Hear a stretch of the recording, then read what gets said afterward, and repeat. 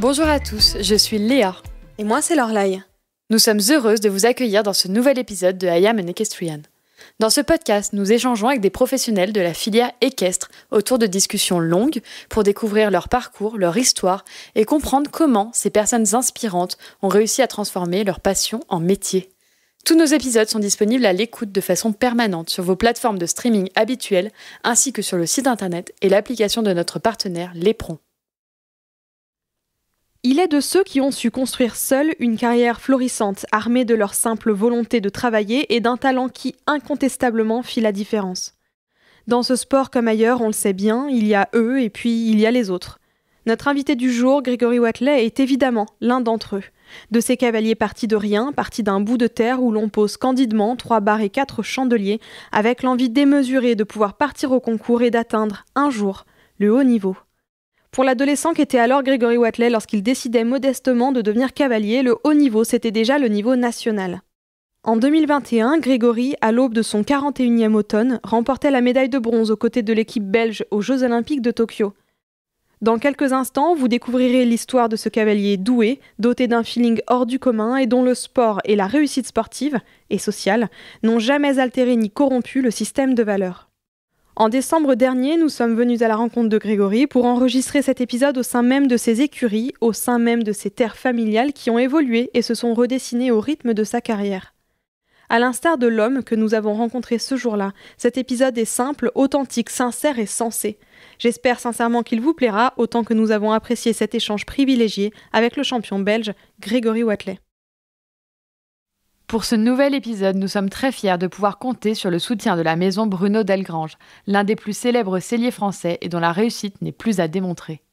En effet, depuis 1976, la maison Bruno Delgrange s'est consacrée à perfectionner les selles de sport pour arriver aux selles que nous connaissons aujourd'hui, lesquelles ont largement inspiré l'ensemble de la profession. La maison Bruno Delgrange s'attache à parfaire ces selles qui font aujourd'hui la renommée de la marque. En France, comme à l'international, son emblème est devenu familier des compétiteurs équestres. La maison Bruno Delgrange, reconnue entreprise du patrimoine vivant et soucieuse du respect de la philosophie du travail artisanal bien fait, et forme en son sein ses maîtres selliers qui se distinguent par la finesse et la souplesse en un savoir-faire unique. Les selles Bruno Delgrange sont réalisées à la main, en France, dans des cuirs naturels, pleines de fleurs en provenance de tanneries françaises, italiennes et anglaises, qui chacune, dans sa spécialité, représente l'excellence. Un préalable indispensable qui confère à leurs selles cette aptitude à se bonifier et prolonger ainsi au fil du temps le plaisir de l'équitation. Appréciés pour leur qualité et leur unicité, les selles Bruno Delgrange satisfont autant les cavaliers de haut niveau que les cavaliers de loisirs en quête du bel objet qui anoblira leur monture. La maison Bruno Delgrange répond à toutes les demandes et propose un vaste choix personnalisable. Le respect des exigences de chacun assure une adaptation parfaite des selles à la morphologie de chaque cheval. Si la maison est surtout reconnue pour les selles qui en font sa renommée, elle propose aussi une large gamme d'accessoires pour équiper la selle, sangles, étrivières ou plus largement le cheval, briderie, amortisseurs, tapis de selle. Chacun de ces accessoires a été soigneusement étudié et développé pour optimiser le confort du cheval et se distingue par son cuir pleine fleur, soigneusement sélectionné ainsi que son exigeante finition. Cela fait maintenant plusieurs années que la maison Bruno Delgrange accompagne ainsi Grégory Wathelet et ses chevaux au plus haut niveau. Grégory a choisi le modèle partition, avec son siège semi-creux, modèle dont les artisans de la maison personnalisent les panneaux pour s'adapter au mieux aux différentes morphologies de ses chevaux et à ses besoins à lui. C'est un plaisir pour la maison Bruno Delgrange de suivre ce cavalier de talent avec qui il partage les mêmes valeurs. Pour Grégory Wathelet, Bruno Delgrange, c'est l'alliance entre la qualité, la technique, le confort et l'excellence. Allez, c'est parti. Bienvenue dans I Am an Equestrian, le podcast. Bonjour Grégory. Bonjour. Merci beaucoup de nous recevoir chez vous et d'avoir accepté de nous prêter 1 heure de votre temps pour enregistrer un épisode, pour revenir ensemble sur votre trajectoire de vie et puis sur votre parcours sportif bien sûr. Vous êtes l'un des piliers de l'équipe de Belgique et vous êtes fraîchement médaillé de bronze aux Jeux Olympiques de Tokyo. Vous l'avez d'ailleurs obtenu cette médaille aux côtés de votre compatriote Jérôme Guéry que nous avons déjà reçu dans notre podcast. Pour vous présenter rapidement, même si je sais que la grande majorité de nos auditeurs, si ce n'est l'intégralité de nos auditeurs, vous connaissent bien, J'aimerais bien revenir sur vos principaux titres et performances. Le moins qu'on puisse dire, c'est que vous êtes un cavalier d'expérience. Et pour cause, vous avez participé à un nombre impressionnant de championnats. Depuis votre premier concours, lorsque vous aviez 7 ans, si je ne me trompe pas, vous avez pris part à 4 championnats d'Europe seniors, plusieurs championnats du monde, et puis côté Jeux Olympiques, il y a eu Londres et il y a eu Tokyo cet été. Lorsqu'on évoque votre nom avec d'autres cavaliers, après avoir mentionné vos talents de compétiteur et de cavalier, il y a une autre qualité qui ressort chez vous, c'est que vous êtes un excellent formateur de jeunes chevaux. En tout cas, c'est ce qu'on nous a dit à plusieurs reprises. Alors, on va y revenir, mais pour commencer cet échange, Grégory, est-ce que vous accepteriez de nous raconter un peu votre histoire? Qu'est-ce qui vous a poussé à monter à cheval? Et puis, quels ont été peut-être les grands chapitres qui vous ont mené aujourd'hui à votre place actuelle? Pour revenir au début, c'est sûr, il y a eu beaucoup d'étapes, il y a eu beaucoup de pas franchis pour en arriver là aujourd'hui, bien sûr. Ça a commencé, comme vous l'avez dit tout à l'heure, je devais avoir 7 ou 8 ans quand j'ai fait mes premiers pas sur un poney, justement ici, je me rappelle, là, à côté. C'était une prairie. Vers là-bas, c'était une ferme agricole ici, donc il n'y avait pas de chevaux directement. Par contre, je ne sais plus pour quelle raison ce poney était là, mais il était là et ça a un peu tout commencé là. Donc, comme je pense beaucoup de jeunes, d'enfants, j'ai commencé à essayer de monter dessus, à tomber, à remonter. Je me rappelle un peu vaguement, parce que j'ai pas tous les souvenirs de cet âge-là où j'allais dans la prairie chercher des vaches avec le poney revenait souvent tout seul. Donc voilà, c'était un peu des anecdotes de cette partie-là, vraiment du tout début. Et après mon premier concours, je ne sais plus si c'était vraiment un concours, c'était plutôt des barres par terre à Marchin, c'était un manège ici pas loin. C'était un peu la première sortie extérieure où on me tirait pour essayer de franchir tant bien que mal les barres. Ça c'était vraiment le début. Après évidemment il y a eu beaucoup d'étapes, mais pour essayer de quand même pas faire trop long, c'est sûr que je suis resté longtemps quand même plutôt à un niveau régional. J'avais la chance que mes parents, en tout cas mon père, était à 100% derrière moi, avec ses possibilités. Voilà, il est agriculteur, on sait tous très bien que je ne suis pas né dans la même cuillère que d'autres, et j'en suis très fier, et c'est grâce à ça que je suis là aujourd'hui. Donc il a fait ce qu'il pouvait, il m'a suivi, il m'a supporté, il a été derrière moi, mes sœurs ont été derrière moi. Mais au début, pendant longtemps, ça a été vraiment un amusement, des concours régionaux. C'est vrai que j'étais toujours très vite très compétitif à un petit niveau. J'ai commencé à avoir un cheval, un copain, d'un voisin, de Pierre-Paul Jacques. Mon père s'est pris au jeu. Il a aussi une fois investi un peu dans un cheval, un poney, un trotteur. C'est vraiment un peu mon premier trotteur. Je me rappelle à l'époque, on l'avait, je crois, si je me souviens bien, on avait payé ce qui vaut 2000 €. Il avait 4 ans, il n'était pas débourré. Et voilà, c'était un peu mes débuts, quoi. Tout ça de fil en aiguille pour arriver un peu à l'âge de 16 ans, où c'est vrai qu'on appelle ça les concours régionaux, locaux, où j'avais gagné beaucoup de choses, de hauteur, on va dire, de 90 cm à 1,20 m. C'est sûr que j'ai pas du tout fait un parcours qu'on connaît aujourd'hui dans beaucoup de cas, où on fait déjà les children, on fait des enfants de 16 ans, 15 ans, ils sont déjà des rankings et tout ça. J'étais évidemment très loin de ça. Après, on a essayé de faire un peu, une ou l'autre fois, un concours international, junior, un peu, mais pas à notre niveau, enfin des petits juniors, des petites choses. J'ai pas du tout fait évidemment le circuit des championnats d'Europe, de toutes ces étapes qu'il y avait à faire, ou qu'on pouvait faire. Et puis, monter un peu pour un marchand qui me mettait, enfin toutes sortes de tout, je montais de tout. Vraiment, ça pouvait être des chevaux sympas pour cette époque-là, à des chevaux limite dangereux et compliqués. Mais voilà, ça a fait mon expérience à ce moment-là, à ce niveau-là. Et puis est venue l'étape un peu principale, je veux dire, fin des humanités. Donc en Belgique, c'est à 18 ans, on appelle ça les humanités. Le choix, continuer, essayer dans les chevaux. Mon première idée était vraiment pas directement de rester dans les chevaux, parce que déjà j'ai vu ce que c'était, mes parents sont agriculteurs, j'ai vu ce que c'était de travailler 7 jours sur 7, ne jamais partir en vacances, travailler beaucoup pour pas grand chose, par passion. Et est-ce que j'avais envie de ça? Je ne sais pas, à ce moment-là, en tout cas, j'en étais pas sûr. Et on sait très bien que dans les chevaux, si tu veux le faire, en tout cas quand tu viens d'une situation comme moi j'étais, c'est vers ça qu'on doit aller. Si on veut essayer d'arriver à quelque chose, je ne parle même pas. J'étais très loin, évidemment, de penser que j'allais arriver où je suis aujourd'hui, très loin encore de penser que j'allais arriver au top niveau, mais déjà d'arriver à en vivre, tout simplement, à faire son métier. Et je voyais un peu, voilà, les agriculteurs, ils sont, on va pas se cacher, prisonniers un peu de leur exploitation. Et au début, je n'avais pas tellement envie de ça. Je me disais, est-ce que je vais être motivé à monter tous les jours de 8-10 chevaux, au plus, encore au début? C'est gai, au début, je le faisais après journée, tout le temps, tous les jours, extrêmement beaucoup pour le fait d'aller à l'école, mais il y a une différence entre faire ça après journée, même si ça demande beaucoup, et le faire tous les jours, et surtout après le faire par obligation, parce qu'à un moment donné, il faut payer les factures fin du mois. Et c'était là un peu la grande inconnue pour moi, et donc j'ai essayé les études d'abord, sauf que après 6 mois, je me suis vite rendu compte que les deux, c'était pas compatible parce qu'évidemment, voilà, moi je faisais pas des études avec, quand je rentrais, mon groom qui avait préparé mon cheval et mes chevaux qui étaient prêts, mon camion qui allait au concours et moi j'arrivais le vendredi. C'était pas comme ça. Donc si j'allais au concours, je me levais à 5h, je faisais mes box, je préparais mes chevaux et je partais. Et si je rentrais de l'école, même 6h du soir, il n'y avait pas de lumière, je mettais un spot derrière ma fenêtre, j'avais pas de piste intérieure, j'avais limite une piste extérieure sur les dernières années. Et je montais dehors et c'était voilà, vraiment une bonne école. Mais c'était comme ça, donc c'est pas la même situation. Et donc c'était pas compatible.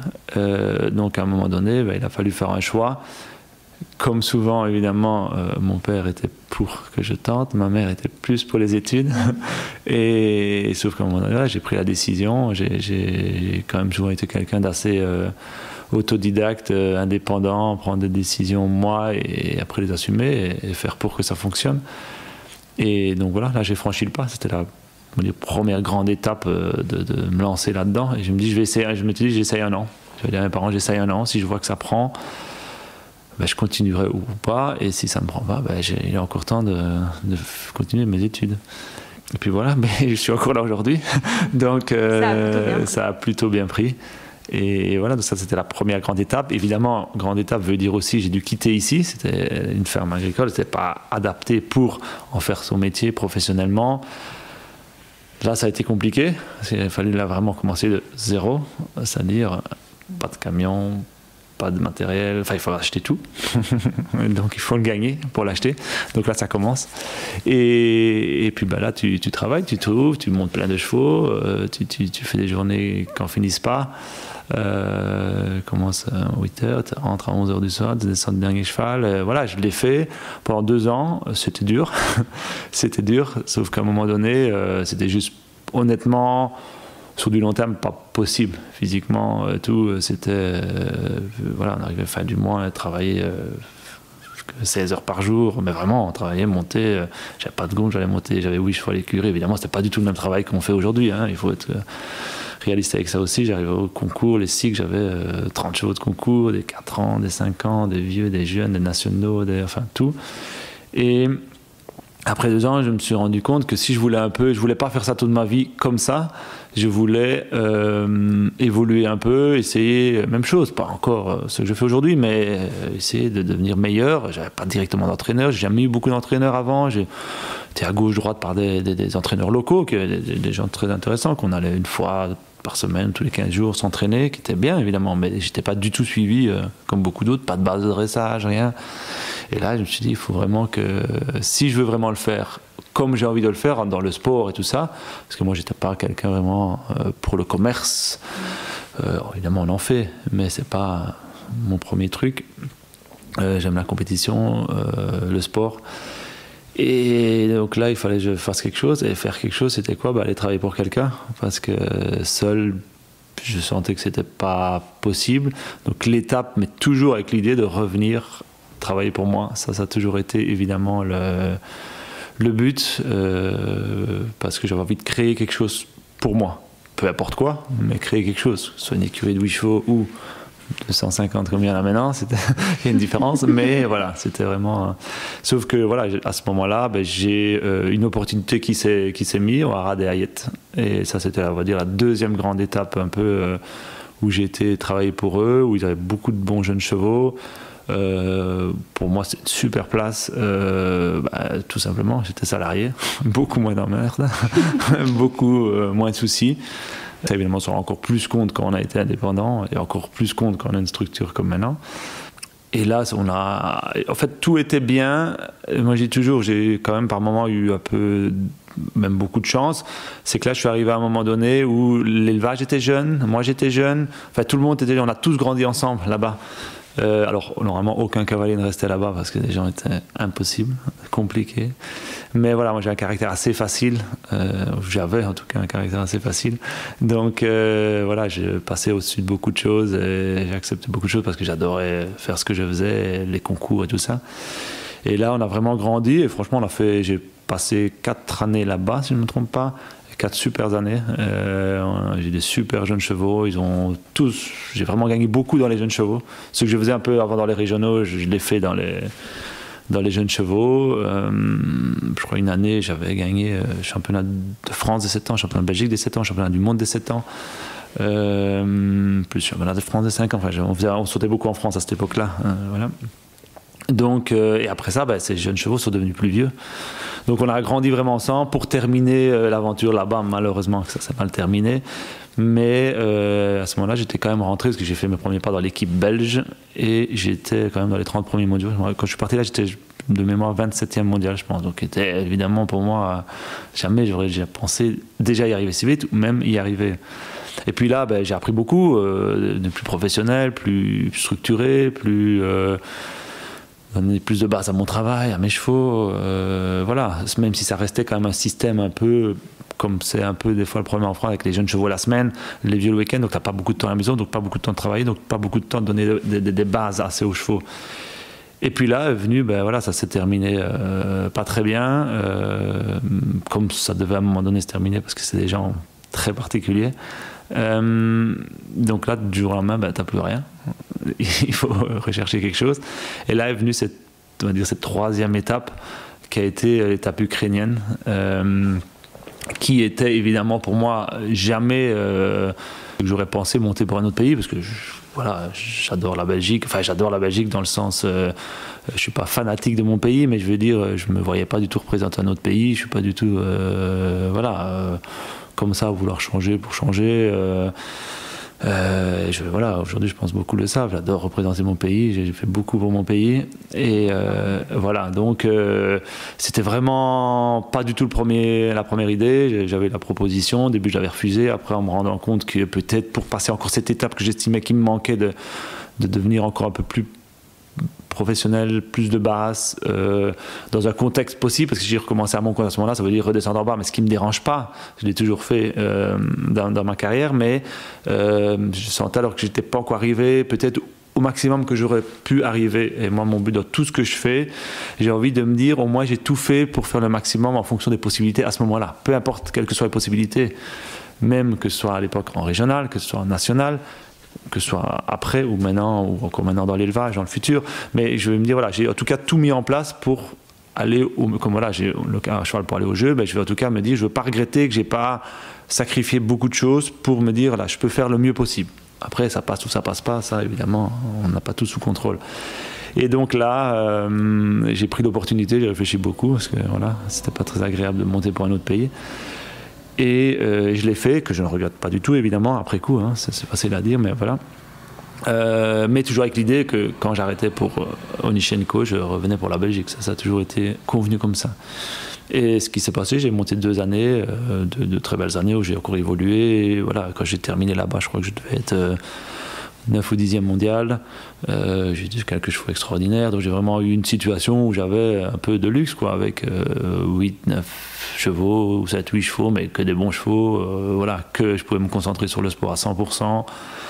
Et puis là, j'ai envie de dire, je me suis fait connaître encore une étape au-dessus. Et après cette étape-là ukrainienne, qui était à un moment donné, voilà, plus un choix de ma part en commun accord avec Monsieur Onichenko d'arrêter parce que lui était un petit peu dans les soucis, les soucis autres et que moi j'aime pas trop tout ça, donc je me suis retiré.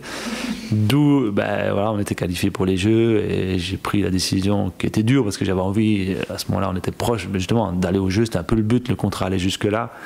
On avait fait de super championnats, j'avais de bons chevaux, mais voilà, pour moi tout le reste est plus important qu'un résultat sportif. L'animal peut être plus important, mais aussi la situation extra sportive est bien plus importante que de me lancer dans des trucs délicats. Donc j'ai arrêté, et là je me suis dit c'est le moment de recommencer à zéro. Et puis là, j'ai envie de dire c'est la 4e grosse partie qui a commencé en 2008. Début 2008, et qui est la continuité le début de ce que je continue aujourd'hui, tout simplement, avec différentes étapes là, quoi. Mais là où je me suis vraiment installé, j'avais mon projet, je voulais faire comme ça ou comme ça par rapport à mon vécu à ce moment-là. Évidemment, pendant 2 ans, tu recommences beaucoup plus bas. J'essaie de t'accrocher avec quelques chevaux à rester dans certains bons concours. Bon, tu souffres un peu, mais parce que c'est dur. Mais assez vite, j'ai quand même toujours retrouvé des chevaux que j'ai formés, que j'ai retrouvés, que j'ai construits, qu'on a vendus. Que voilà, toujours un système que j'ai mis en place avec une idée que j'avais. Et là, c'est toutes les années qu'on enchaînait avec des résultats plus ou moins bien en fonction. Et pour arriver aujourd'hui, tout simplement. Voilà. Eh cette conversation va durer un certain temps. J'essaie de ne pas être trop long. Non, c'est parfait. Mais il y a tellement de sujets qu'on a envie d'aborder avec vous. Alors, je vais laisser passer tous ces sujets-là parce qu'on va revenir sur une majorité d'entre eux. Avant toute chose, avant de basculer justement sur la situation d'aujourd'hui, sur votre vie sportive aussi, maintenant vos ambitions, on s'est fait une petite idée à travers votre récit de qui vous êtes. Vous nous l'avez dit, vous êtes quelqu'un d'assez simple, plutôt pacifique, je crois, qui peut rester assez loin de toutes les galères, en tout cas. Vous êtes quelqu'un de compétitif. Vous étiez compétitif déjà dans les petites épreuves 95, pour parler belge, et vous l'êtes toujours. Est-ce que vous pouvez nous décrire votre personnalité, nous dire un petit peu comment vous êtes dans la vie, et puis donc en piste et en dehors de la piste ? Comment je suis, c'est toujours compliqué à se décrire. Moi, j'aime pas trop, je suis pas tellement quelqu'un comme ça, mais j'aurais envie de dire, en tout cas, j'espère. J'ai été éduqué comme ça, et c'est vraiment pour moi des valeurs qui sont indispensables. Être intègre, être honnête, être respectueux envers tout le monde. Tous les gens avec qui je travaille aujourd'hui, que ce soit mes employés, que ce soit mes propriétaires. C'est un peu ma ligne de conduite que j'ai eue depuis le début de ma carrière. On sait tous qu'on est quand même dans un milieu où il y a beaucoup d'argent qui circule. Moi, je ne viens pas du tout de ce milieu-là. Je le côtoie, je l'ai côtoyé, je vais le côtoyer encore sûrement quelques années. Mais je sais que ce n'est pas mon milieu, c'est pas moi. Maintenant, on ne va pas se cacher. J'ai travaillé pour ça, j'ai une belle vie, je ne suis pas à plaindre, je travaille pour. Depuis 20 ans, beaucoup, parfois trop, je sais, on me le dit souvent. Mais voilà, aujourd'hui, j'ai créé quelque chose qui, évidemment, a un retour, c'est que j'ai certains conforts, j'ai rencontré des gens remarquables, des mauvaises personnes aussi. Mais chaque étape ou chaque chose qui se sont passées m'ont fait aussi évoluer mon caractère. C'est-à-dire, à la base, pour venir un peu à la question de base, j'étais quelqu'un de vraiment très timide. Vraiment quelqu'un qui s'extériorisait pas du tout. J'étais plutôt dans mon coin, réservé. Je parlais que le français. Ça, c'est une grosse lacune évidemment d'un bon wallon ou d'un bon français. On n'apprend pas l'anglais. Ça, c'est, je trouve, dramatique. Après, je l'ai appris sur le tas. J'étais obligé, mais seulement quand j'étais pour l'Ukraine. En fait, j'avais déjà 24 ou 25 ans, donc maintenant je me débrouille. Mais ça, je le regrette de ne pas l'avoir appris plus tôt. En plus, quand tu commences à côtoyer un certain niveau, quand tu ne parles que le français, tu ne vas pas très loin. Hein. Tu vas, je m'entends très bien avec plein de cavaliers français, parce que je trouve qu'il y a une très bonne ambiance là-bas, mais le reste, ça te ferme certaines portes. Et donc, après, avec le temps, tu commences à prendre des coups aussi. Hein. Il n'y a pas que tout ne roule pas toujours comme on veut. Et puis là, tu t'endurcis. Moi, je fais beaucoup, j'essaye en tout cas d'être le plus honnête possible, donc je fais beaucoup confiance. Quand tu fais confiance, voilà, comme dans tout, à certains moments, des fois, tu as des retours de bâton. Et de ces retours-là, tu essayes de grandir. J'ai toujours été du principe à me dire chaque mauvaise expérience, chaque coup qui te met à terre ou pas, tu dois le prendre positivement, et même si c'est dur à un certain moment, et j'ai quelques coups qui ont été plus difficiles à se relever, que ce soit financier ou moralement, ou mentalement, ou amicalement. Et souvent, quand même, avec le temps, j'ai remarqué que le temps paye. La nature règle les choses. Voilà, je pars plutôt de ce principe-là. Et que ces gens-là, souvent, qui m'ont tapé dessus à tort, parce que ça, c'est une réalité, à tort, ils ne vont pas le dire comme ça, mais oui. Parce que moi, je pense quelque chose qu'on ne peut pas me dire, je ne mens pas, la plupart des gens, je peux les regarder en face, je ne m'entends pas avec tout le monde, parce que, oui, maintenant, justement, pour arriver un peu plus par rapport au début où j'étais timide, là maintenant j'ose dire beaucoup plus les choses, parfois trop. Si j'aime pas quelqu'un, moi j'ai difficile d'être faux, j'ai difficile de par principe m'entendre avec quelqu'un. Je peux respecter beaucoup de gens, il y a des gens que je n'apprécie pas spécialement, mais je les respecte énormément pour ce qu'ils font, pour leur personnalité, pour leur qualité sportive, mais voilà, moi je suis plutôt, si je suis quelque part, j'ai quelques amis proches, je vais aller avec mes amis proches, point. Le reste, c'est des relations professionnelles. Mais voilà, je sais que c'est pas des bons amis de concours, mais c'est pas des bons amis proches. Donc ça, c'est un peu comme je suis.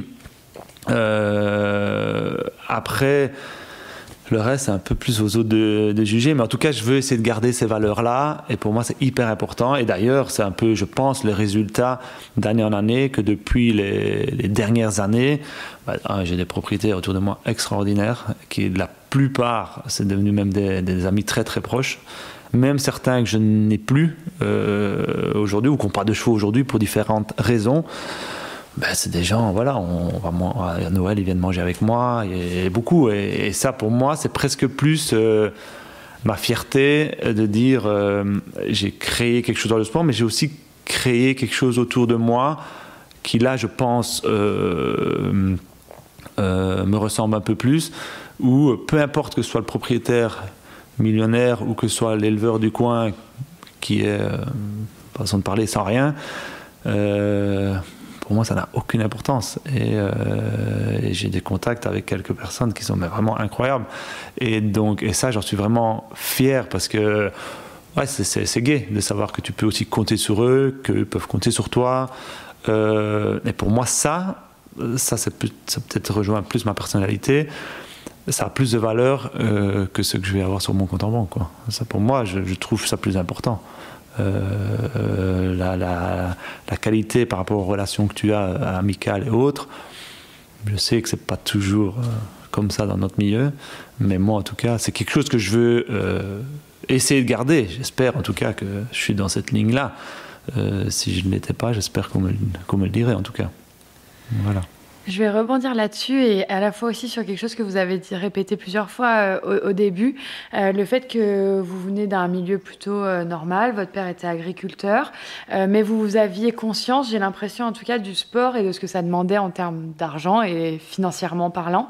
Est-ce que ça vous a guidé dans la création de votre système, et comment est-ce que vous voyez le sport évoluer à ce niveau-là aussi? Parce qu'on le sait, je pense en tout cas que le sport a vraiment évolué au niveau financier. Vous avez été élevé, vous avez commencé vraiment un peu à la vieille école, à la dure, et les choses évoluent pour les jeunes cavaliers, quelques-uns, pas tous, je suis loin de faire une généralité. Mais comment est-ce que vous voyez ça, vous, et est-ce que cette histoire-là vous guide dans la création de votre système?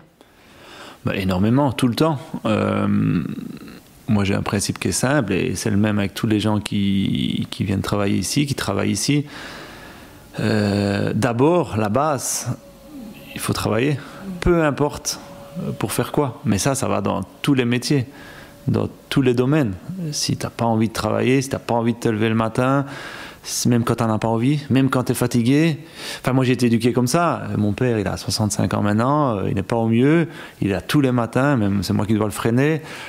Voilà, c'est une mentalité un peu à l'ancienne, mais oui, c'est aujourd'hui ce qui me désole souvent, mais ça c'est pas que dans les chevaux, c'est que la mentalité en général, les gens n'ont plus envie de travailler, ils veulent tous en travailler, C'est un peu un résumé, mais ça, c'est souvent, on n'a plus cette mentalité de l'époque où on voyait de la génération de mes parents, en tout cas de mes grands-parents, où à la base, dans la vie, on travaille pour gagner de l'argent. Maintenant, les gens, ils veulent gagner de l'argent sans vraiment travailler. C'est vraiment tout l'opposé. Après, c'est tout un autre débat, on peut discuter de tout le système et tout, mais ça c'est autre chose, ça, je vais laisser ça aux autres.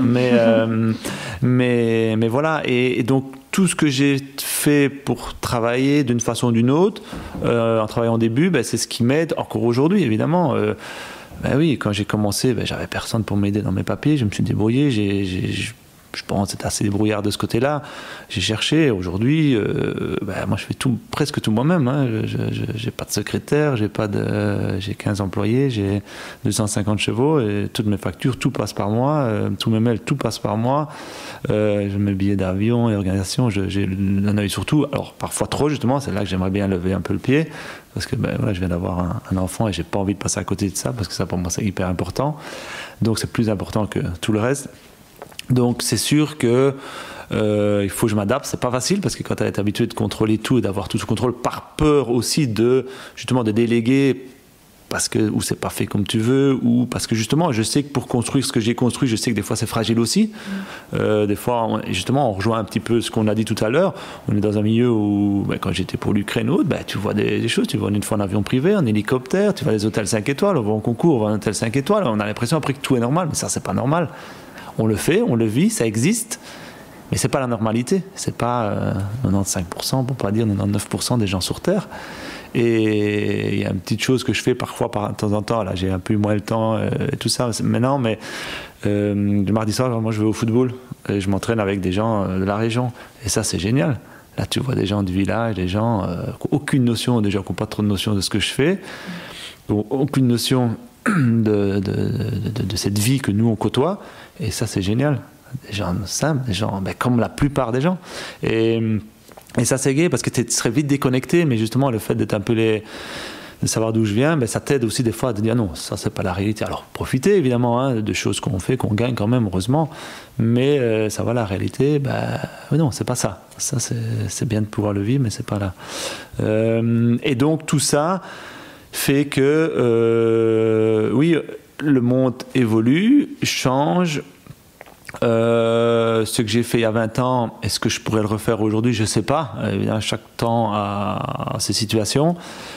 Mais pour rejoindre ce que je disais, même aujourd'hui, voilà, il faut avoir envie de travailler. Ça, c'est la première chose. Et après, où ça va t'amener, je ne sais pas, mais travailler, avoir du sérieux, avoir une ligne de conduite, une honnêteté, et à un moment donné, ça doit payer, et je pense que ça paye. Et moi j'essaye aussi avec les gens qui travaillent pour moi de leur donner la chance. S'ils travaillent, s'ils sont sérieux, ils le savent. Beaucoup de gens, ils sont ici depuis longtemps. Tous ceux qui ont été sérieux, qui sont accrochés, qui ont, même à un moment donné, dans des moments difficiles, qui sont restés, qui ont été fidèles, oui, quand j'ai plus facile, je les aide aussi. Et ça, pour moi, c'est important. Et plein de fois, j'ai des cavaliers qui sont arrivés ou comme groom, puis qui terminent comme cavaliers, parce qu'il y a moyen d'évoluer, et parce qu'ils le méritent, et après, ils n'arrivent pas tous au top niveau, évidemment. Mais ça, c'est important. Alors aujourd'hui, est-ce que je ferais comme ça? Je sais pas, on n'est pas il y a 20 ans, c'est sûr, ça a beaucoup changé. L'évolution du sport, il y a beaucoup plus d'argent, tout est devenu professionnel, mais ça, c'est dans tous les sports. Je pense que plein de sports se sont professionnalisés, avec ses bons côtés, ses moins bons côtés. L'équitation, l'élevage, le commerce, tout est devenu incroyablement professionnalisé, précis. On voit aujourd'hui, si on parle vraiment du sport, ça n'a plus rien à voir. Si tu regardes 30 ans en arrière, ou 20 ans même, c'est pas énorme. Et on voit des choses différentes. Les chevaux sont différents, les parcours sont différents, la vitesse est différente, l'enchaînement des concours, les championnats, c'est différent. Ça a vraiment changé. Et tu es obligé de t'adapter. C'est pour ça, moi, j'ai aussi beaucoup d'admiration pour ces cavaliers. Ces quelques exemples, Beerbohm, Whittaker, même à leur façon, Bosti, tout ça, qui ont traversé ces générations-là et qui aujourd'hui sont encore bons et compétitifs. Et il y en a beaucoup qui ont abandonné entre-temps, mais tous ceux-là, ils sont là. Je voyais encore, j'étais subjugué. Je voyais John à Prague faire ce barrage le dimanche, mais il a 65 ans. Moi, je suis admiratif de John, donc je suis peut-être pas le bon exemple, j'ai peut-être pas le bon recul, mais je vois ça, je me dis, waouh, un type qui a tout fait, qui a tout gagné, avec des chevaux, il faut dire comme c'est assez normal par rapport à beaucoup d'autres, faire ça avec cette façon, avec cette classe, tu te dis, mais... Enfin, moi, je suis en admiration devant ça, beaucoup plus que beaucoup d'autres choses. Et voilà, le sport est comme ça. Je pense qu'il y a un chemin à se faire quand même, peut-être différemment. Mais oui, bien sûr, moi je veux, et j'en suis quand même l'exemple. Vous avez parlé de Jérôme tout à l'heure. Jérôme aussi a créé son chemin, il a créé d'une autre façon que moi, mais il l'a fait aussi, avec une grande réussite aussi, d'abord plus commercial, après le sportif est venu après, aujourd'hui il a les deux. Donc oui, c'est possible, oui, mais voilà, on est toujours plus deux personnalités, je pense, complètement différentes, mais donc c'est bien la preuve que lui a commencé aussi de rien, moi j'ai commencé, j'aime pas tout ce mot-là, mais en tout cas de pas grand-chose, et on est là où on est, donc oui, c'est possible. Alors justement, vous venez de mentionner John, vous venez de mentionner Bosti, mais vous aussi, vous êtes au haut niveau depuis longtemps, vous n'avez pas quitté la ranking du top 30, pas souvent en tout cas. Ces dernières années, vous étiez à 2 doigts de participer aux JO de Pékin 2008, vous avez participé à ceux de Londres, ensuite vous avez participé au JEM 2014 de Caen, etc. Ça vous a amené jusqu'à Tokyo. Vous aussi, vous avez, on va dire, traversé les méthodes, traversé certaines époques du sport en partant de ces écuries familiales agricoles jusqu'à votre système actuel. C'est quoi les clés de votre succès? Est-ce que c'est justement ce goût du travail acharné que vous avez qui vous porte et qui vous permet de pérenniser votre carrière sportive? Après, j'ai pas traversé autant de générations que certains de ces cavaliers-là. Hein. Eux, c'est parce qu'eux, il y a eu vraiment un gros changement. Quand tu regardes les années 80, après les fins des années 90 ou les années 2010, il y a vraiment une grande différence d'équitation, de tout.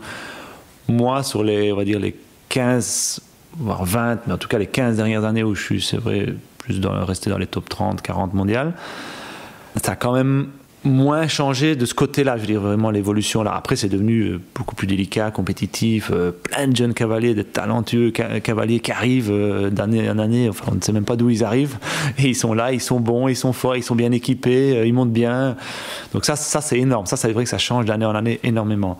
Mais après, l'équitation en soi, c'est un peu professionnalisé, mais moi je vois pas quand même une différence comme j'en vois par rapport à ces générations-là. De toute façon, moi je pars du principe que si tu n'avances pas tout le temps, si tu ne te remets pas en question tout le temps, tu recules. Ça, c'est dans la vie, c'est comme ça. On rigole parce que Laurent Guillet nous a dit la même phrase. Hop là, petit retour en arrière. Rappelez-vous ce que Laurent Guillet avait dit à ce sujet dans notre épisode numéro 12.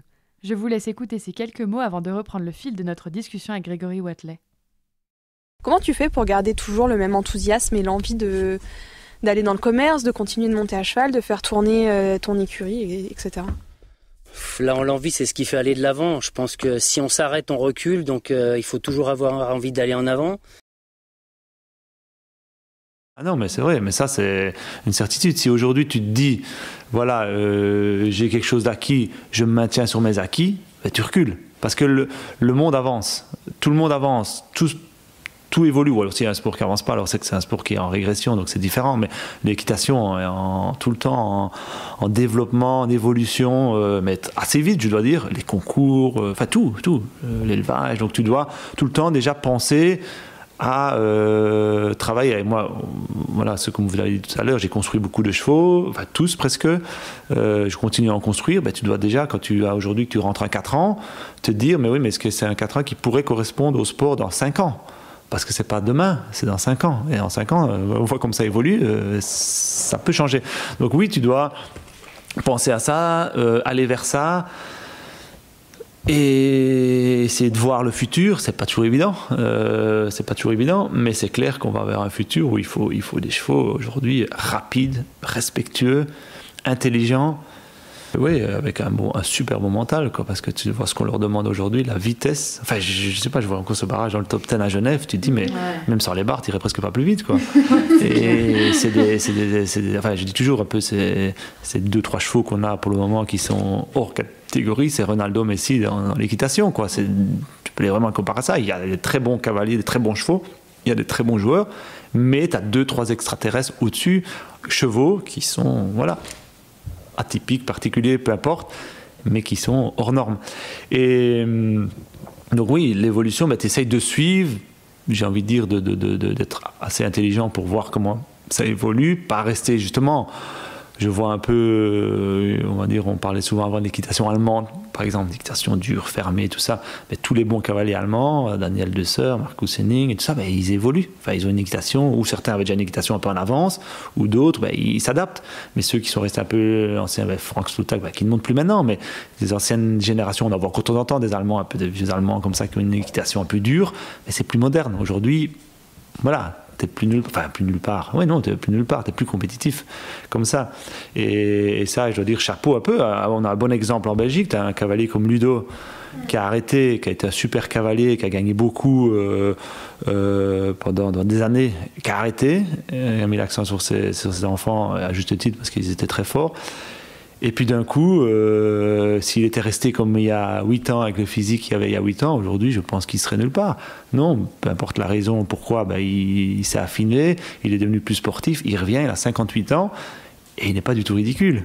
Que du contraire, j'ai presque envie de dire, il a la façon de parler, il ferme la bouche à beaucoup, parce que c'est ce qu'il fait.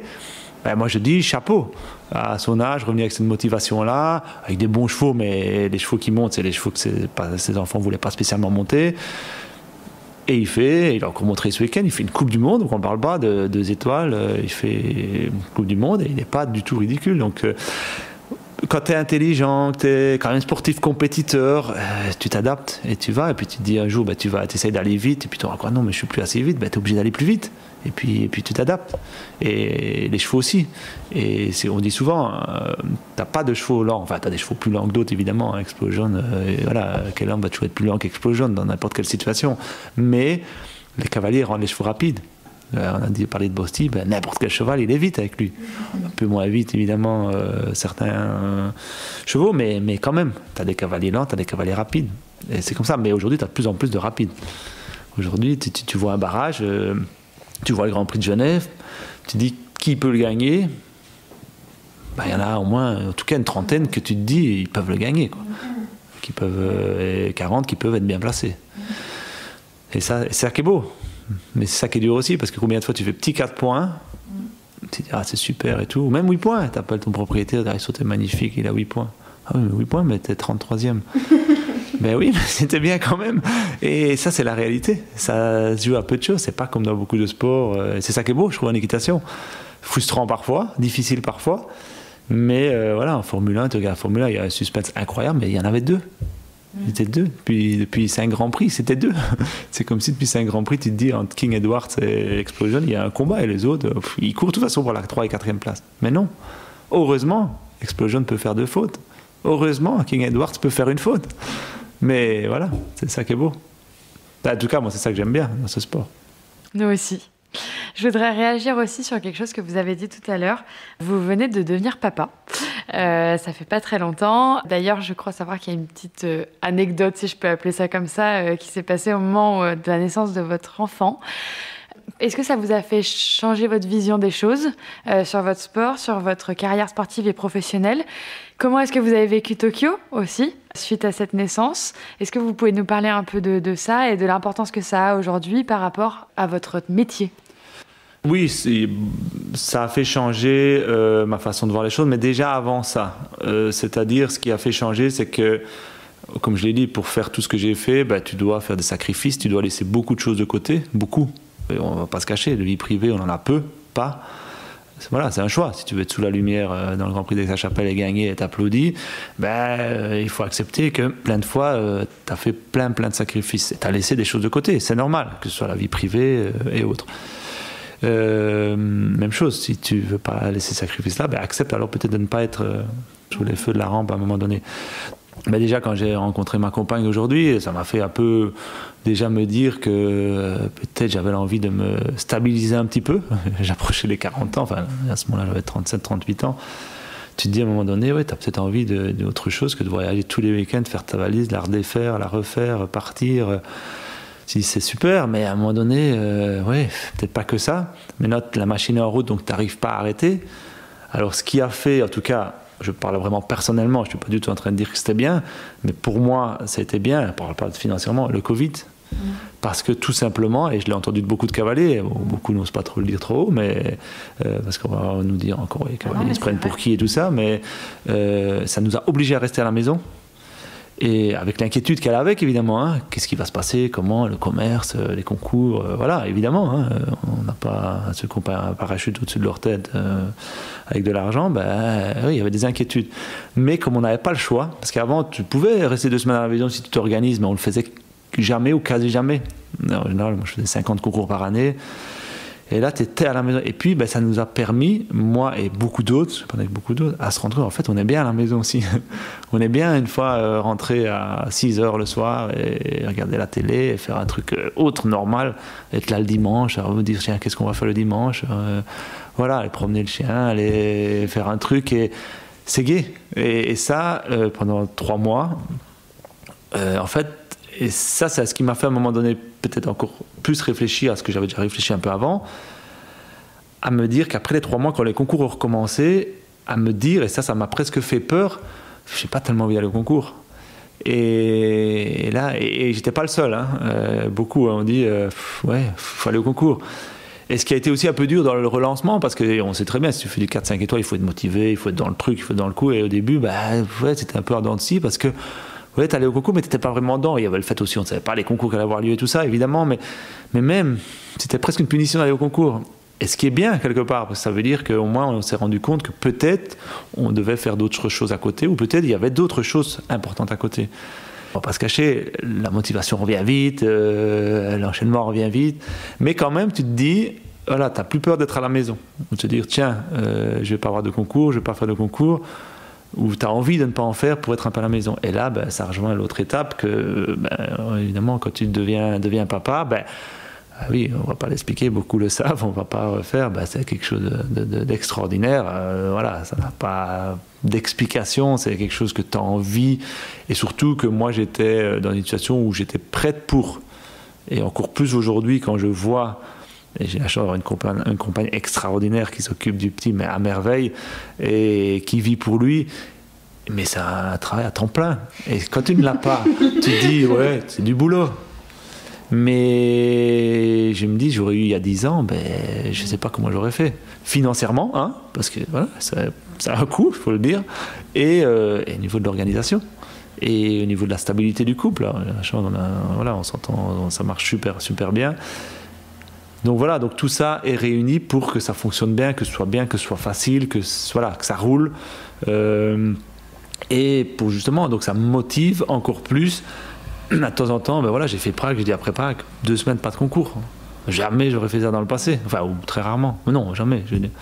Et voilà, on a fait d'autres trucs, on est parti avec des copains, on est allé à Disneyland avec les petits, on a fait des autres trucs, et puis ben, j'ai fait Genève, bon, je fais Londres, et puis là, de nouveau, rien, jusqu'au Oliva. Alors oui, il y a des chevaux qui doivent un peu tourner, mais c'est comme ça. Et puis ben, ils tourneront un peu moins, ou j'ai un cavalier qui peut le faire, et puis c'est comme ça, c'est plus une obsession que tu te dis, mais si j'y vais pas, qu'est-ce que vont dire les propriétaires, comment je vais payer les factures, voilà, tu t'organises. Et donc oui, ça a changé beaucoup de choses. Oui, pour revenir à ce que vous m'avez demandé, les jeux, c'était particulier. Voilà, beaucoup l'ont entendu. Il devait naître le jour avant de partir. Et on a essayé on voulait essayer que ce soit le plus naturel possible. On a quand même à la fin essayé de provoquer, parce qu'il était hors de question pour moi de ne pas être là. On sait tous, voilà, on va pas refaire que c'était compliqué avec les quarantaines là-bas, que c'est pas un départ comme aller à Madrid où on prend l'avion, ou pire, on revient s'il y a quelque chose. Là, pas du tout. Tout était calé avec le comité olympique. J'avais demandé pour décaler, c'était compliqué. Mais on m'avait dit que si c'est vraiment pas possible, on va s'organiser, mais il fallait refaire tout le temps. Enfin, c'était un peu compliqué. Si c'était le cas, donc avec le médecin, on avait regardé pour provoquer, ça se déclenchait pas, donc c'était un peu plus long que prévu. on partait le samedi soir et normalement on avait regardé pour que ça se passe le vendredi parce que je voulais au moins être là, me dire voilà, j'ai passé une soirée, tout est bien et je peux partir. C'était vraiment un peu comme ça que je voulais voir les choses. On avait organisé évidemment que la sœur de ma compagne soit là pour l'accompagner parce que c'est quand même un moment difficile pour la maman se retrouver seule sans son compagnon ou en tout cas sans personne ou sans quelqu'un de proche pour elle. Et j'avais l'avion à 21h et il était, je pense, 18h. J'appelle encore notre délégué qui s'occupait de ça pour le comité olympique. Je dis jusqu'à quelle heure le plus tard je peux arriver. Si jamais, elle me dit on doit enregistrer pour 19h30. Plus tard, c'est impossible. Et je lui dis écoute, franchement, je pense pas que je vais le faire, mais écoute, on va voir parce que ça a l'air d'avancer un peu. Si jamais, je te dis, si je donne pas de nouvelles, c'est que ça va pas. Et il était, je crois, 18h50. Et j'avais quand même déjà préparé ma voiture, la valise, tout à l'aéroport, à l'hôpital. Comme ça, je montais dans la voiture et je partais, quoi. Et après, tout s'est accéléré à 19h. Et il est sorti. Mais dans ma tête, voilà, je partais plus. Enfin, j'allais réorganiser le lendemain. Enfin, je ne sais pas. J'avais déjà pré-organisé des tests pour refaire parce qu'il y avait 3-4 jours de tests à faire. Et oui, l'anecdote est que il est venu avec l'émotion qui va avec, tout ce qui va avec, évidemment. Je veux dire 19h, 19h05, et puis le médecin me dit tout est super, tout va bien, tout. Et il me dit vous pouvez partir. Je dis non, je peux plus là. C'est presque lui qui m'a un peu dit. Alors tout de suite j'appelle Jérôme et je dis vous en êtes où? On a enregistré et tout ça. Et il était à l'enregistrement, donc il dit jusqu'à quelle heure on peut? Il explique un peu la situation.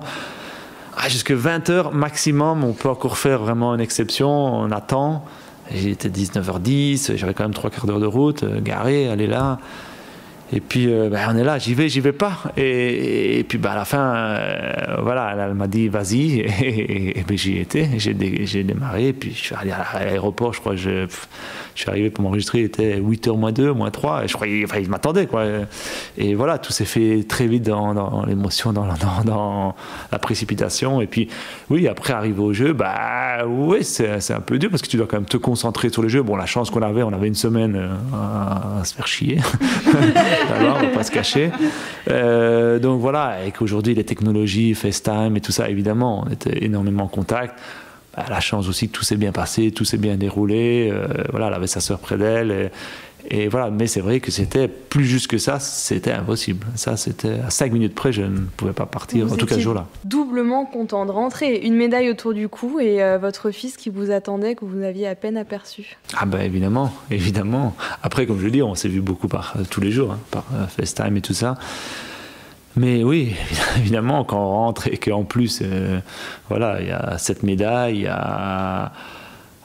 alors oui, c'était un peu particulier parce que quand tu rentres à cette ampleur de l'événement, l'accueil et tout ça, où presque tu as envie d'une chose, de voir tes proches ou ton proche ou à ce moment-là le petit, et quelque part c'est difficile. Tu arrives à l'aéroport, il y a plein de monde, il est là, mais donc tu as envie d'être avec lui, oui, bien sûr, tu aimes bien les gens, mais voilà, ma priorité, c'est ça, quoi. Et puis à ce moment-là, tu as tous les gens qui viennent te féliciter, ceux qui te félicitent sincèrement, ceux qui te félicitent parce qu'il y a la caméra devant, ça je connais aussi. Et puis voilà, et après, moi j'avais envie d'une chose, c'est du petit. Après, tu arrives ici, et ça c'est extra. Ça c'était le plus beau moment pour moi. C'est tu arrives ici et tu avais tout le village qui attendait. Il y avait toute une haie là-bas. Ça c'était beau parce que là c'était vraiment. Autant je sais qu'à l'aéroport, quand on nous attendait des gens, qui étaient aussi là par obligation protocolaire et pas spécialement parce qu'ils sont fiers en tout cas de mon résultat. Ici, les gens qui sont venus, c'est des gens du village. Eux, ils étaient fiers, en tout cas, que j'avais représenté le village, la commune et tout ça. Ils étaient là, un truc incroyable. Ils étaient là, ils avaient préparé un podium. Moi, j'étais crevé, j'en voulais plus. Il y avait le petit, mais ça, c'était beau, par contre. Donc, j'ai fait un petit discours. Et ça, c'était vraiment, ça m'a vraiment bien plu parce que ça représentait justement un peu, pour revenir sur ce qu'on a parlé tout à l'heure, un peu ce que je suis. Je viens d'ici. Là, j'ai justement, moi, ça me plaît plus ça, parce que ça, je sais que c'est les gens vrais, c'est les gens d'ici, c'est les gens qui m'apprécient, enfin beaucoup m'apprécient, ou en tout cas sont fiers la plupart je les connais pas, mais sont fiers de ce que j'ai fait. Et donc ça, je trouve plus vrai, et c'est ce que j'aime bien. Votre équipe de foot doit vous regarder différemment. Alors j'essaye de trouver une transition pour basculer sur un autre sujet, mais il n'y en a pas, donc c'est pas grave, on va passer du blanc au noir, il n'y a pas de souci. Vous n'êtes pas ce que l'on appelle le cavalier d'un cheval. On ne peut pas dire ça, c'est impossible. Dans votre carrière, on peut citer tellement de chevaux qui ont été performants avec vous. Je les ai pas tous, mais Papillon Z, Kajanin, Seacoast, Ironman, Eldorado, Sandero, Conrad de Hus, Corée, Nevados et Copain, pour ne citer que. On a vu ce week-end à Genève, et vous l'avez vu aussi, les adieux notamment de Cabri. On avait, nous, enregistré Pedro juste avant, 2 heures avant, je crois, et on avait lu son émotion. On a vu son émotion lorsqu'il s'est exprimé, parler de son cheval. On le sait puisque une petite source nous l'a dit, vous êtes très attaché à vos chevaux. L'histoire de Copain n'en témoigne, Copain avec lequel vous avez gagné Malines, qui devait donc quitter vos écuries juste après, et on sait que vous étiez très touché, que vous êtes vraiment attaché à vos chevaux. Comment on fait dans votre cas pour continuer le haut niveau avec autant de chevaux, être performant, s'attacher et à chaque fois renouveler l'histoire et se reséparer et recommencer, reconstruire, rebâtir avec un nouveau?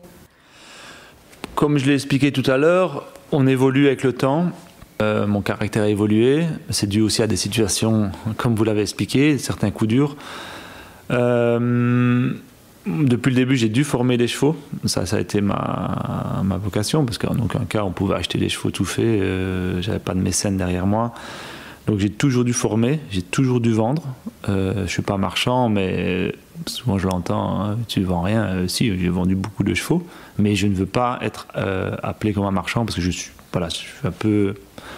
j'ai un autre système, je forme, je produis, je fais des résultats et je vends les résultats où à la fin, normalement, les gens sont toujours contents derrière.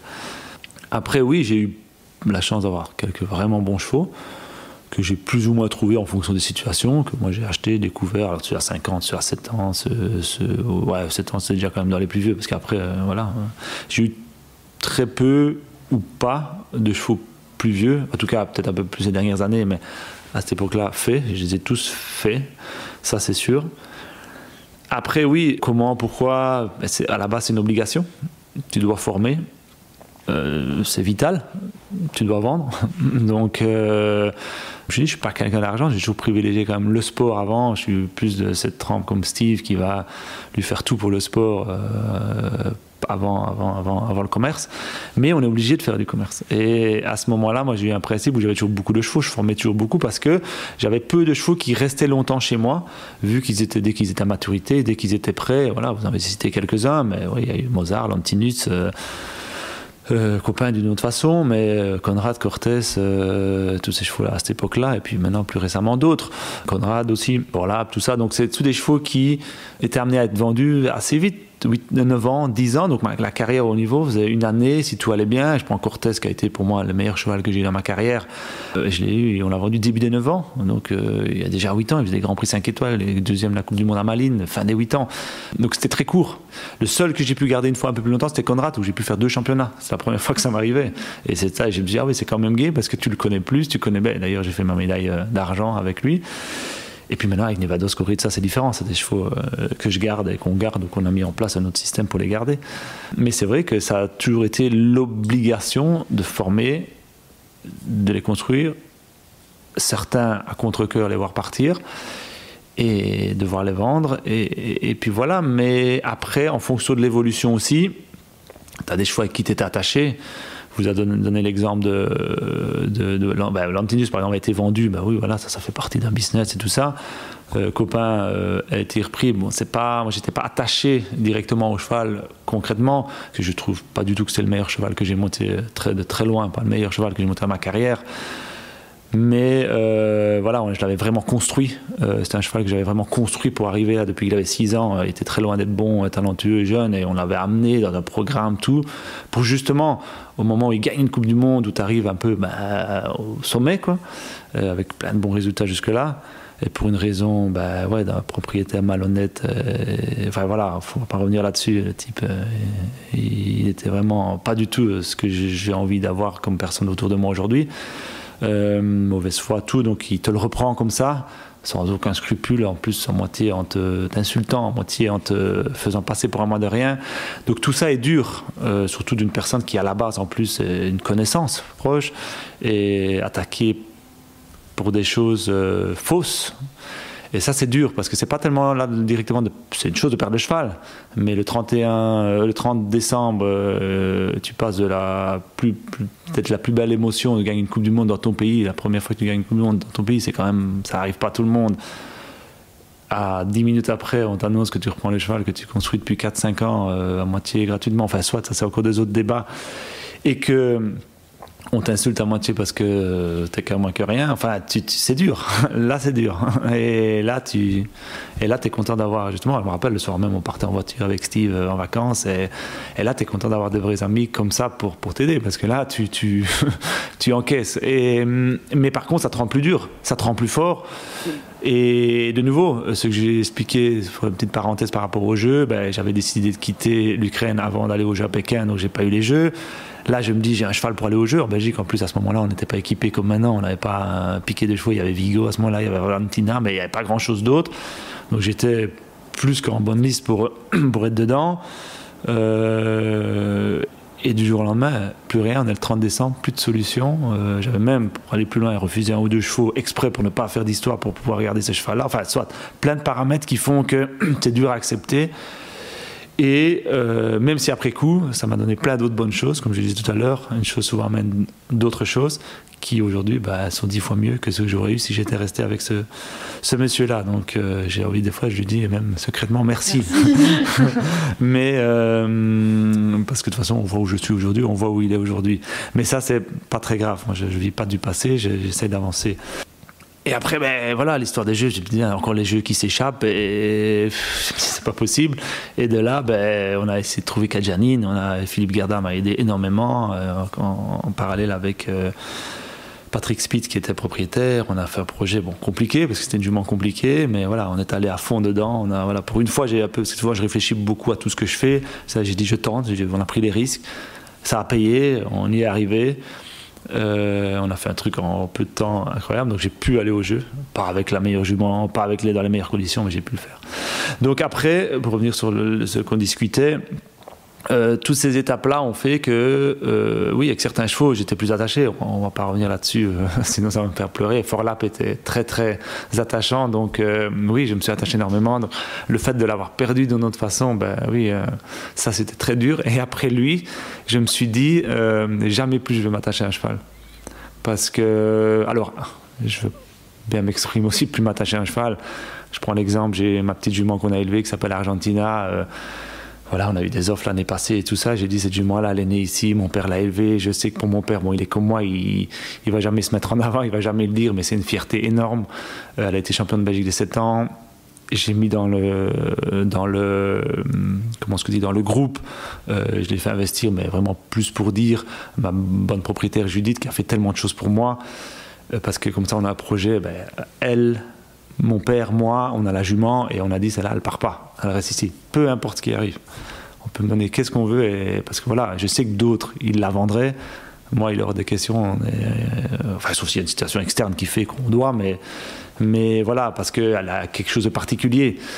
Mais je me force à ne plus être proche d'un cheval comme je l'ai été avec lui, parce que j'en ai beaucoup trop souffert. C'est un peu comme quelqu'un, on va dire, qui a été amoureux une fois d'une fille, et puis qui a souffert vraiment de ça, et puis qui se dit, je veux m'attacher à quelqu'un, mais voilà, je garde une distance, parce que j'ai pas envie de revivre ça. Parce que c'est une réalité, hein, je l'ai déjà dit, et c'était une des seules fois où j'ai voulu arrêter tout. Donc voilà. Donc c'est chaque étape, chaque cheval, chaque séparation a été plus ou moins compliquée en fonction. Mais t'as fait grandir, t'as fait avancer. L'histoire de copain m'a fait avancer sur quelque chose. L'histoire de Forlap m'a fait avancer sur quelque chose. Et aujourd'hui, avoir ce que j'ai. Et puis surtout, j'ai la chance aujourd'hui d'avoir quelques chevaux qui, je sais, resteront ici, finiront ici. Et on s'en occupera jusqu'à la fin. Donc Corée, qui n'est pas à moi, mais c'est comme si elle était à moi. Et d'autres chevaux aussi. Nevados, maintenant, qu'on a sécurisé il y a 2 ans. Voilà, je ne suis pas du tout aussi proche de Nevados que je l'étais de Forlap, mais il est hyper important pour moi dans ma carrière. Et on s'en occupera ici, comme on s'occupera de Corée après. voilà, là elle revient, on espère qu'elle fasse encore un peu des choses, mais pendant 3 ans on s'en est occupé comme un cheval de Grand Prix, quoi, et on s'en occupera encore après. Et ça pour moi c'est important, parce que c'est des chevaux qui ont tellement donné, qui m'ont tellement donné, que tu ne peux pas t'en occuper. Tu ne peux pas, et c'est pas toujours les meilleurs, mais ceux-là particulièrement c'était des bons, mais même des fois d'autres. J'ai un exemple, et il y a plusieurs qui me disent mais pourquoi tu gardes ce cheval? J'ai un cheval que j'ai eu une attache particulière, Destiny. Je l'ai monté, il était chiant, il était con, mais il était très bon. J'ai pas fait une grande carrière, mais il était attachant. J'ai envie de dire, il m'embêtait tous les jours à le monter parce qu'il était con, il regardait tout, mais il avait quelque chose que tu te dis, pas dire que quelque chose que je retrouvais chez Forlab, mais un talent, un truc qui t'attachait.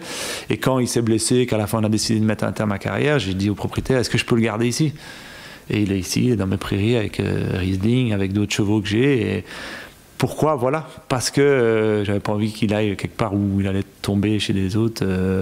Et il serait peut-être comme chez moi en prairie, mais j'aime bien, régulièrement je vais le voir. Et pourquoi? Je ne sais pas.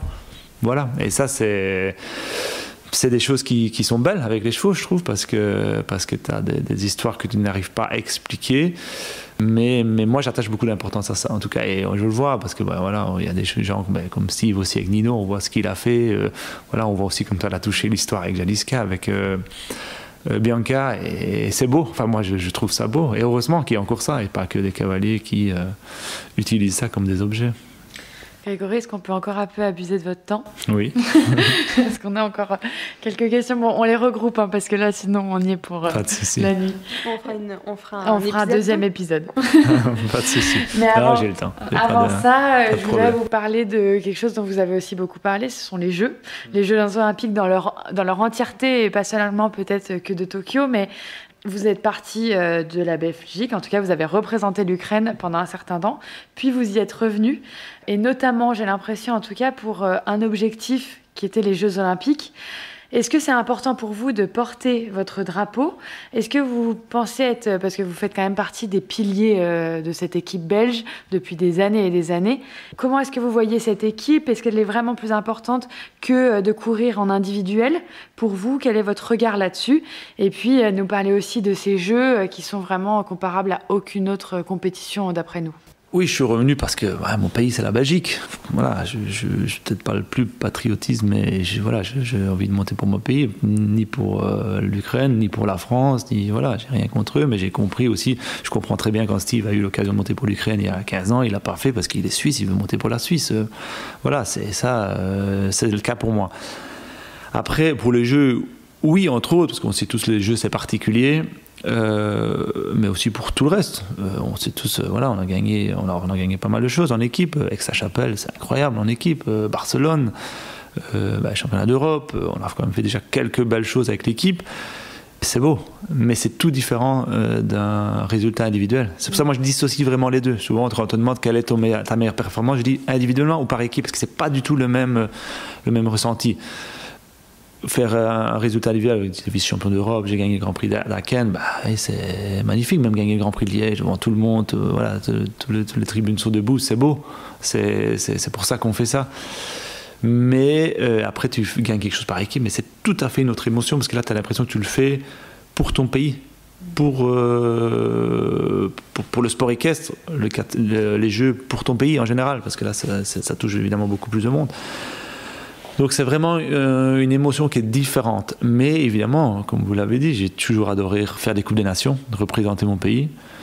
On le sait tous, il y a moins d'argent à gagner souvent dans les Coupes que dans les Grands Prix, mais ça reste quelque chose qu'on aime bien, qu'on met en avant, ça se perd un peu plus maintenant, mais voilà. Moi j'adore ça, j'adore cette adrénaline qu'il y a en équipe. Je pense supporter très bien la pression et tout ça, donc d'où le fait qu'ils me mettent toujours en dernier.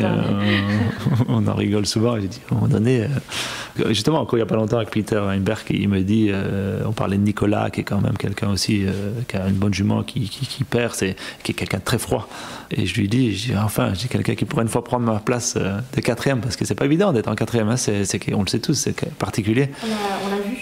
Oui, mais voilà, mais dans plein de cas, on peut dire ce qu'on veut. Même moi, qui ai des nerfs, je pense, énormes, j'adore cette pression, même si elle est là. tu rentres dernier d'un championnat, tu sais que tu dois être sans faute. Et particulièrement des jeux, celui qui dit, et on l'a vu avec Daniel, on l'a vu évidemment avec Pénélope, mais avec plein d'autres, même moi. Je dis, tu rentres dans. J'ai pas monté la finale comme je monte une autre épreuve, mais c'est impossible. Enfin, c'est comme je prends toujours l'exemple de ce type footballeur qui doit tirer le 5e penalty et que tout dépend de lui. Mais c'est énorme. Alors, c'est encore pire, c'est encore plus médiatique, mais. Tu ne peux pas l'expliquer, celui qui tire le premier pénalty, il rate, on l'oublie. Mais dans l'autre sens aussi, parce que celui qui réussit le pénalty, le dernier pénalty, c'est celui-là qu'on retient. Comme souvent, moi, en Coupe des Nations, au championnat, si c'est toi qui fais le sans faute, je me rappelle, on a gagné avec Aix-la-Chapelle, on a gagné Barcelone, je partais dernier, il fallait que je fasse sans faute, je fais le sans faute, je dis Grégory. Alors que non, il y avait d'autres, au championnat d'Europe aussi, je fais le sans faute, il n'y a pas que moi. Mais c'est vrai que dans ce moment-là, on retient moi. Mais à l'inverse aussi. Quand je rate, on dit, c'est Grégory qui a raté. Voilà, mais ça, il faut. Moi, je peux vivre avec ça, j'ai pas de problème. Et comme j'ai pas de problème à assumer quand j'ai raté un parcours, j'ai mal monté, ça m'arrive aussi. Et c'est comme ça. Il faut juste l'assumer. Donc oui, j'aime ça. C'est quelque chose pour lequel vous demandez les jeux. Oui, j'ai un peu eu un amour, haine avec les jeux. Enfin, c'est un truc compliqué que je vous ai expliqué. Il y a l'histoire de l'Ukraine, mais pas que. Il y a l'histoire de copains. Mais après, tu te dis, voilà, on a trouvé une solution, on va au jeu. Tu te dis, ok, c'est bon, je vais me qualifier avec Conrad pour Rio. Alors là, en plus, avec un cheval qui a le potentiel pour être médaillable, même si on sait que c'est compliqué, mais qui a le potentiel d'un championnat. Là, le cheval de mon accord est vendu 4 mois avant. Tu te dis, c'est encore. Mais je dis bien, de mon accord. Donc, c'est pas du tout. Là, c'était vraiment une situation qui passait, qu'on ne voulait pas laisser passer. Tu te dis mince, encore les jeux ratés, puis tu te dis mais peut-être j'ai une autre option, parce qu'en plus à ce moment-là il faut savoir que pour la Belgique on n'avait pas d'équipe, on avait 2 places individuelles, dont la mienne et celle de Jérôme que nous on avait gagné, mais aussi tout serait bien, elle n'est pas nominative, mais dans une logique, si tu as un cheval, et surtout qu'on n'était pas du tout dans un luxe à ce moment-là en Belgique, il n'y a pas grand monde, même Jérôme qui était qualifié avec Papillon, il n'a pas envie d'aller avec Papillon, il y avait heureusement un autre cheval qui arrivait, ce qui s'est passé, qui a fait des histoires évidemment, mais bon soit. Et moi, à ce moment-là, j'avais préparé Algorithm, qui était le cheval de Marie Longem à l'époque, il me l'avait laissé pour les 3 mois. Il me dit, ok, fais ton plan pour essayer de l'amener au jeu. Et donc voilà, j'avais fait quelques combinaisons avec, et normalement c'est elle qui le montait, mais là, j'avais un programme, je dis, je vais essayer d'aller avec lui. Je dis, Conrad vendu, essayons, tantôt l'opportunité, il avait le potentiel pour. Et puis honnêtement, il n'y avait pas non plus beaucoup d'autres derrière qui étaient meilleurs que celui-là. Et en parallèle, j'avais un autre qui s'appelait Talex, mais qui n'avait pas le niveau pour les Jeux Olympiques, mais qui avait quand même quelques trucs, j'ai envie de dire, il n'était pas plus ridicule que d'autres qui ont été, quoi. Et je fais la dernière Coupe des Nations à Rotterdam, et c'était Derry de Meersman à l'époque, le chef de l'équipe, il me dit, voilà, si le cheval saute bien, de toute façon, oui, je te mets avec celui-là, il n'y a pas de discussion. Il se blesse, première manche de la Coupe, rebelote. Pas très grave, mais 3 semaines d'arrêt, donc évidemment pas compatible avec une sélection qui devait se donner la semaine d'après. Enfin, de nouveau dépité. Je dis, mais c'est pas possible, les jeux, ça veut pas du tout aller. Je me dis, oui, mais bon, peut-être je vais avec Talex, tant pis. Et puis là, évidemment, chef d'équipe, hors de question. Évidemment, ça, c'était des grosses discussions parce que bon, je trouvais. J'aurais pas gagné les jeux du tout avec lui, ça je le sais très bien. Mais ils en ont envoyé d'autres qui n'étaient pas. Enfin, en l'occurrence, Silver Star avec Nicolas qui n'était pas mieux, donc autant donner la place à celui qui l'a gagné. Mais bon, soit il y a eu deux discussions, j'étais pas du tout d'accord avec ça, mais c'est passé, on en a discuté, on a mis tout à plat. On a le droit aussi de ne pas être d'accord parfois, mais on a le droit aussi on doit accepter une sélection, ça je suis aussi pour ça. Et donc tu dis, encore les jeux, on repart sur la suite, on arrive avec Nevados qui grandit pour les jeux, il y avait Corée, bon voilà, après les 2-3 accidents, Corée qui se blesse, Nevados qui grandit, quand même championnat d'Europe, champion d'Europe par équipe, cheval, voilà, la voie est tracée pour les jeux. Évidemment, on arrive donc tout le feu, enfin il n'y a vraiment mais rien, tout est ouvert, on ne parle même pas encore du Covid. Le fin janvier, le propriétaire me dit, je vends le cheval. Je dis, c'est pas possible. Je me dis, mais ça veut pas. Alors, il avait des problèmes financiers, donc ce que je comprends. Donc, ça, j'ai pas de problème avec ça. Mais je me dis, par rapport au jeu, ça veut vraiment pas tourner. Donc, on essaie, un peu, commencer un bras de fer pour racheter le cheval. Bon, on n'était pas du tout dans la même idée de prix, évidemment. Après, un mois un peu compliqué, on trouve une solution. On rachète le cheval. Et je me rappelle toujours. Alors, dans le but des jeux, mais aussi dans le but de le garder, pas que les jeux, mais bien sûr, tu te dis les jeux. Le lendemain qu'on l'a payé, tout bloqué. Donc, évidemment, les jeux, gros point d'interrogation, je dis, mais t'avais vraiment l'impression que ça ne voulait jamais aller, quoi. Et puis, bon, voilà, après, la suite, ça s'est enchaîné. Heureusement, les jeux ont lieu l'année passée. Là, il n'y a pas eu de couac, heureusement. Et puis, voilà, enfin, ça est venu ce que devait venir, ou ce qu'on espérait. Rendu justice. Ben oui, enfin, mais c'est vrai, quand tu y penses, tu te dis, mais chaque fois, il y avait un truc improbable qui se passait, quoi. Donc, pour revenir, oui, les jeux, c'est quelque chose de spécial. Les championnats, c'est quelque chose de spécial. Parce que même ce qu'on a fait au championnat d'Europe, même moi, quand on l'a gagné, ça faisait longtemps que je courais et j'avais envie de faire quelque chose en équipe, parce qu'on n'y arrivait jamais, parce que l'équipe n'était pas forte, il faut dire comme c'est. Même quand j'avais Conrad et tout ça au championnat du monde, au championnat d'Europe, j'étais chaque fois bien, mais voilà, on n'était pas bon, il faut dire comme c'est. Pour différentes raisons, les jeunes, les cavaliers, les chevaux pas assez bien, mais on n'avait rien d'autre. C'est ça qu'aujourd'hui, on a eu 4-5 années bien, mais c'est seulement depuis 4-5 années. Avant, on n'était pas non plus... moi, j'ai connu, justement, on l'a dit tout à l'heure, 15 ans que je suis dans le top 30, 40, plus ou moins, enfin, pas loin. Et j'étais pendant des années le seul dans le top 30 belge, quoi. Il y avait de temps en temps un qui apparaissait, qui repartait et tout ça. Donc, et puis à un moment donné, j'étais 28e et j'étais 6e belge. Donc il y a eu vraiment une explosion pour différentes raisons. Donc l'équipe est devenue forte et là j'ai dit il faut vraiment qu'on fasse quelque chose en équipe. On est passé tout près à Göteborg, on était 4e. Mais chaque fois, oui, j'avais envie de ce résultat par équipe. Je le voulais pour moi évidemment, mais je voulais justement un peu une continuité de ce qu'on a dit tout à l'heure. J'aime vraiment mon pays, j'avais envie d'apporter quelque chose une fois à mon pays et d'être part de ça. On a gagné plein de Coupes des Nations avec sa chapelle, des moments incroyables, Barcelone, tout, mais un championnat, il manquait cette médaille. Et puis ben voilà, on a été champion d'Europe. Et entre-temps, c'est vrai que je ne m'étais pas rendu. En fait, la Belgique n'avait jamais gagné de championnat par équipe avant le championnat d'Europe, ce qui était un peu étonnant quelque part. Quand tu te dis un pays normalement si fort, si bon en élevage, bon en commerce. Voilà, mais bon, c'est comme ça. Et puis ben là, oui, on est dans une période très riche et très bonne. Moi, je dis toujours, attention, soyez prudents, ça ne va pas durer éternellement. Ne tomberons pas comme beaucoup d'autres pays l'ont fait. Ben oui, tu restes, on est bon. Pourquoi est-ce qu'on ne serait plus bon ? Non, il faut régénérer tout ça. Nevados, quel homme, des luxe sont pas éternels. Ils prennent de l'âge. Moi, je l'ai dit ouvertement, peut-être je changerai mon avis pour d'autres raisons, mais j'espère pas faire le championnat du monde avec lui l'année prochaine, parce que j'ai envie de dire, c'est à d'autres de le faire un peu, parce que le championnat c'est épuisant, c'est dur. Cette année, il n'a pas fait beaucoup en nombre, mais il a fait que des grosses, et je l'ai vu. C'est pour ça que j'ai dit maintenant, après Genève, repos, vacances, 2-3 mois, parce qu'il a fait quand même les Jeux, Aken, Barcelone, Prague, c'est tout des championnats, quoi. Et bien, chaque fois en plus, hein, il fait Aken, il fait la Coupe de Manche, il fait le Grand Prix 3 manches, oui, parce qu'il va jusqu'en finale. À Prague, il fait tous les jours jusqu'en finale, parce qu'on va jusqu'en finale, donc chaque fois c'est dur. Et donc, voilà, j'aimerais bien ne pas, en tout cas, avoir un autre qui est prêt, que ce soit Cocktail, Faut-il, on verra. Et s'ils ne sont pas prêts, ils ne sont pas prêts, c'est comme ça.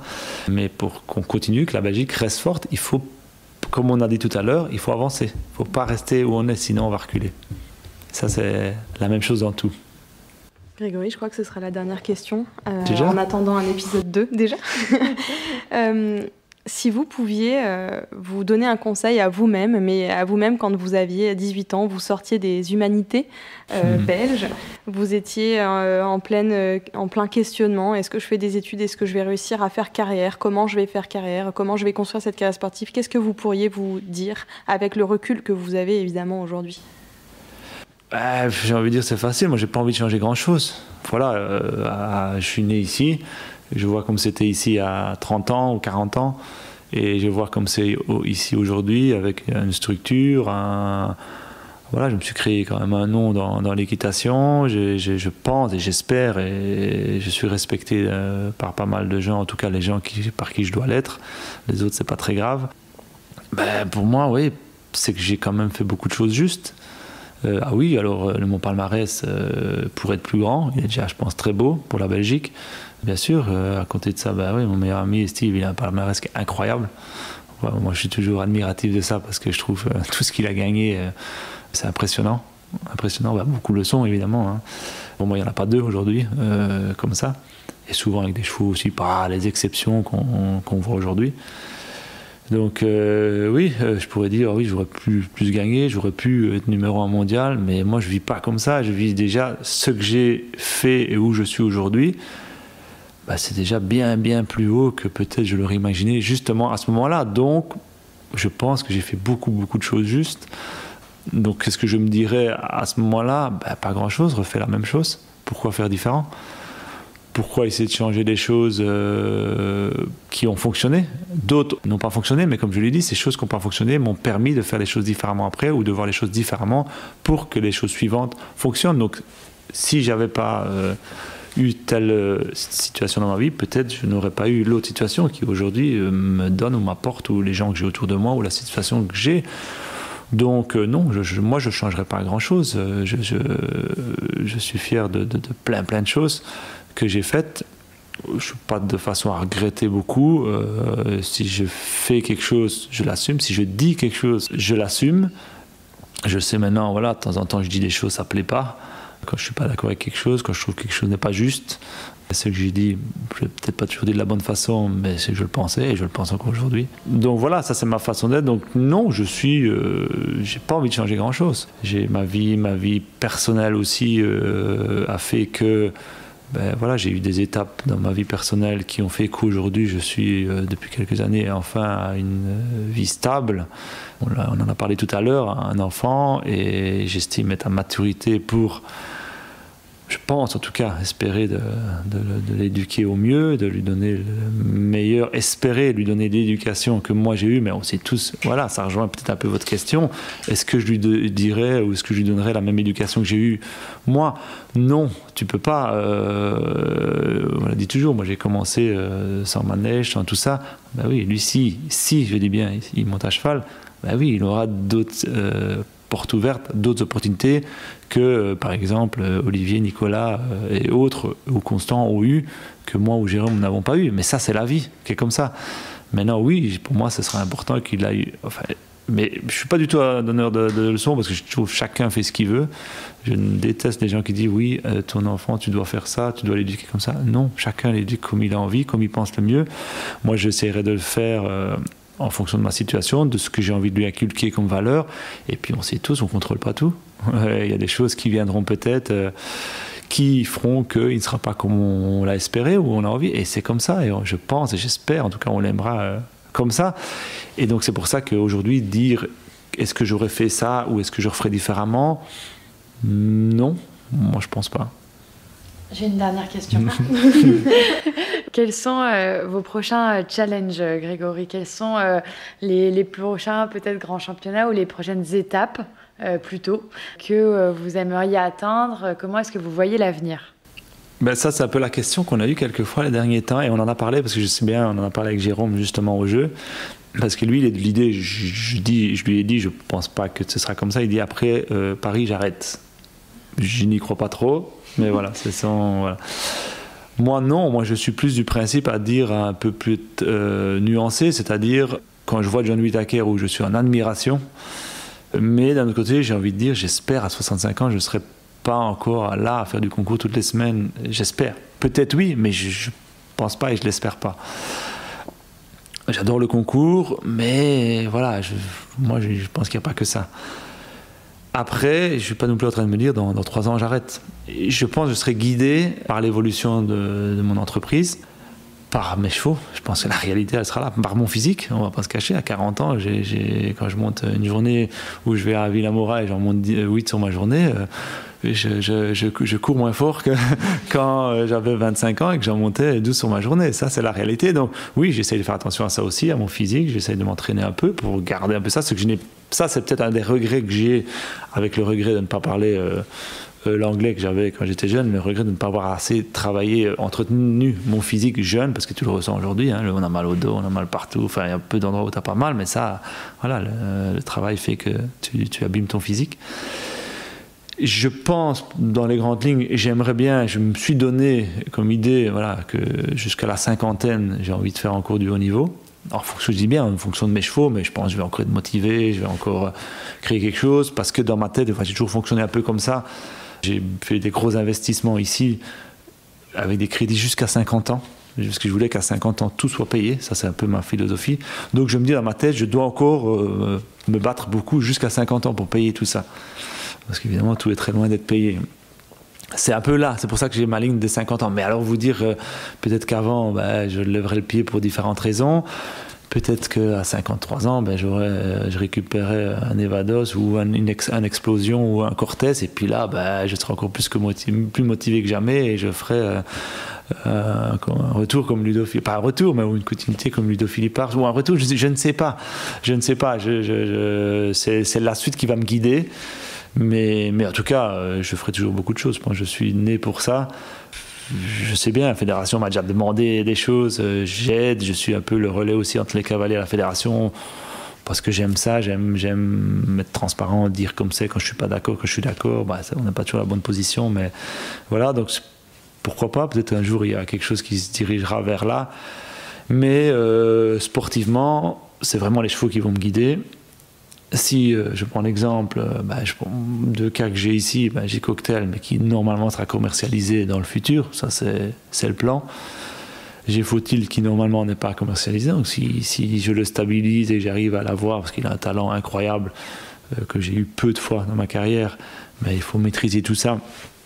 Peut-être que dans 5 ans, où je le montrerai encore, ce sera lui mon cheval de gros championnat. Nevados n'était pas prédit à ça il y a 4 ans, et aujourd'hui, il l'est devenu. Donc l'avenir est compliqué à tracer. Tous ceux que maintenant on l'entend souvent, c'est quoi tes projets pour les Jeux? Je ne sais pas.